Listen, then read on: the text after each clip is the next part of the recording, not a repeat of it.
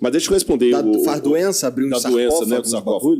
Quem perguntou mesmo? É o Acriano. Acriano. O nome dele é o Ellison. O Ellison. E ele não é acriano, ele é paraense. Paraense. É.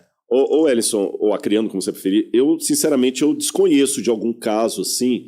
A única coisa que eu sei que trouxe até agora de doença foi a chamada maldição da tumba, mas que na verdade descobriu-se depois que não era nada disso, que o Howard Carter, em 1922, quando ele descobriu o sarcófago de Tutankhamon, morreu o Howard Carter, morreu os caras, foi morrendo um atrás do outro, aí muita gente pensou que era a maldição da múmia, até um cachorro que estava lá também morreu.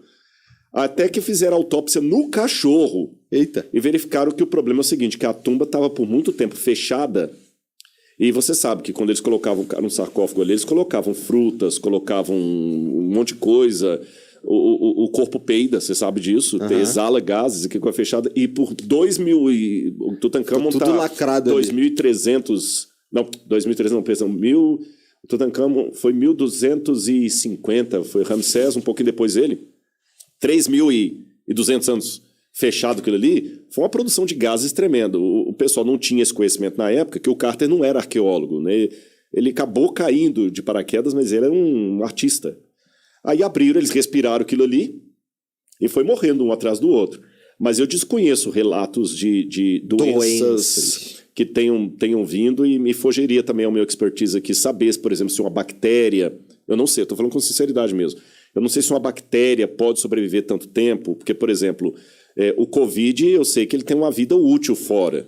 Né? Não significa que se o cara com Covidão pegou aqui, o vírus daqui a 10 anos, eu vou colocar a mão aqui e o vírus vai estar aqui. Você cuspiu, o vírus está aqui para sempre. Não, ele vive 24 horas, 48 horas. Exatamente, a bactéria também tem uma vida útil. Então, dificilmente uma doença do passado voltaria. Mas aqui eu falei como leigo. Eu não conheço nenhum registro. Como é tem que doenças que... Desculpa. Não, não, só que... É que a pergunta dele foi assim, por exemplo, se tem uma doença transmissível...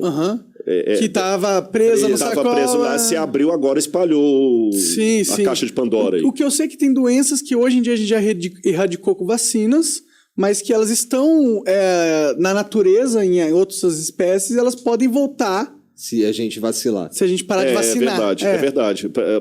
Você foi rubéola, tinha uma doença que já estava controlada e voltou. Isso é verdade. Sim. Assim, depois disso daí, que esse cara morreu, essa galera toda morreu, até o cachorro, como é que eles começaram a abrir os sarcófagos? Não, aí agora veio com... porque, na verdade, nessa época que o Howard Carter abriu, o que acontece? A maior parte dos túmulos já estavam abertas.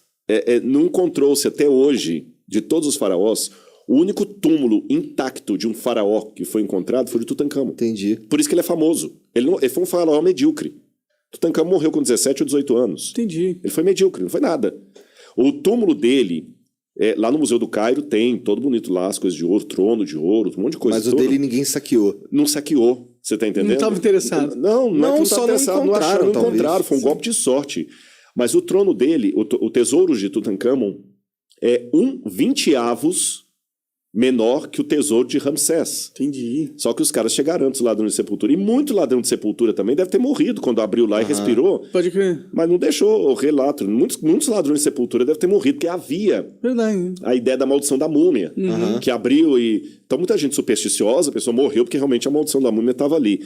Então quando acha, igual eu falei do Senebekai, que eles encontraram um túmulo, mas já estava aberto por ladrões de sepultura. Tinha muito dinheiro nesse túmulo de Tutankhamon? Ouro, tinha, nossa, é incalculável. Sério? Só a máscara mortuária dele é de ouro puro, 18 quilates. Eu não lembro de cor as medidas, o peso, mas é linda aquela máscara de ouro puro, ouro puro. Deve ter bilhões de reais lá. Tem coisas que eu acho que, pelo menos assim, na arqueologia, que já não são precificáveis mais. É a mesma coisa de perguntar assim, quanto valeria a Mona Lisa? Não tem mais preço. E quando uma coisa chega a tal ponto que não é mais precificável, é até uma forma de proteger o objeto, porque o valor dele não pode ser só do que ele é feito. Porque se eu pegar a máscara de Tutankhamon, derreter aquele ouro, Eu sei o valor dela, é aquela quantidade de ouro. Sim. Mas aí tu fudeu com um monte de coisa, né? Com a história. Com a história. Então tem valor agregado.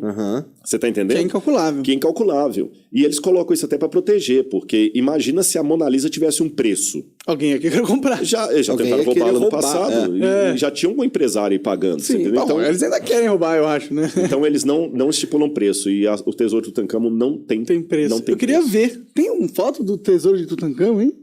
Tesouro de... Lê aí enquanto ele O procura. Mulato mandou aqui. Boa noite, galera. Gostaria de tirar uma dúvida com o Rodrigo, que é... Aqui, ó. Desculpa interromper. Ó, aqui é a máscara mortuária dele. Ah, Aqui, ó. entendi, Isso é ouro caralho. puro. Que Tá vendo? foda. Ó? Isso aqui é ouro, isso aqui é o próprio Tutankhamon. Isso aqui é madeira revestida de ouro. A Tutankhamon máscara é tinha ouro uma puro. pancinha. Isso aqui é réplica, tá? Isso aqui é réplica, isso aqui não é original, não. Entendi. Mas isso aqui, ó. Esse aqui, que tá aqui embaixo, são caixas. Como é que chama aqui? É matrioshka? Como é que é daquelas bonequinhas? Boneca russa, é. É tipo uma matrioshka, só que é o seguinte, é um caixão, cara, sem exagero nenhum, do tamanho disso aqui, cabe um Fusca dentro dele. Imagina um Fusca dentro de uma garagem, cabe um Fusca.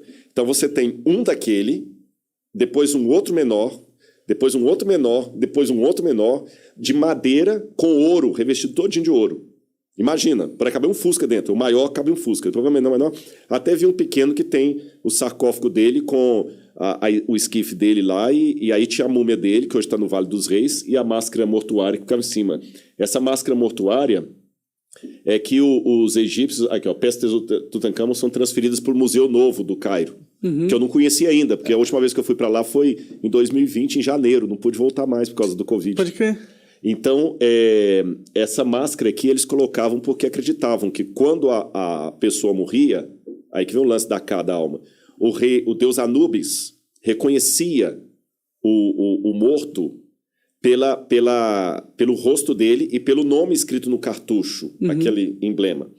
Por isso que os egípcios, quando queriam apagar a memória de um inimigo, para ele não ter vida eterna, porque se o Anubis não te reconhece pela máscara mortuária ou pelo seu nome no cartucho, ele não chama você para se apresentar diante de Osíris. Aí você está para sempre morto. Entendi. Então os egípcios tinham um costume seguinte, quando eles queriam apagar, eu não sei se vai ser fácil ele achar, e tem o Akhenaton, por exemplo, que foi o faraó monoteísta ou monolátrico, como alguns colocam, eles rasparam o nome do Akhenaton, dos cartuchos dele todo, fizeram isso com a Hatshepsut também.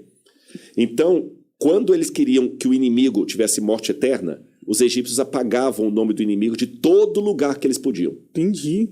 Tudo, para ninguém falar o nome dele nem pronunciar o nome dele. Por isso que o povo de Israel não vai ter registros no Egito. Principalmente porque eles ganharam. Então eles se tornaram inimigos, não inimigos que o faraó derrotou, como você tem lá o Ramsés segurando a cabeça, mas o Ramsés já está na outra dinastia.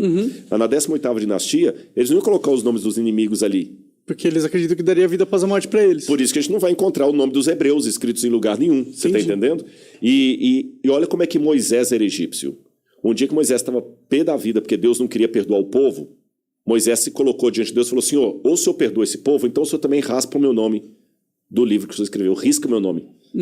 Isso é uma linguagem egípcia, quer dizer, me dá morte eterna. Então é muito legal esses esquemas aí. E o Tutankhamon foi isso aí. Eu já perdi o fio da meada do que eu estava falando.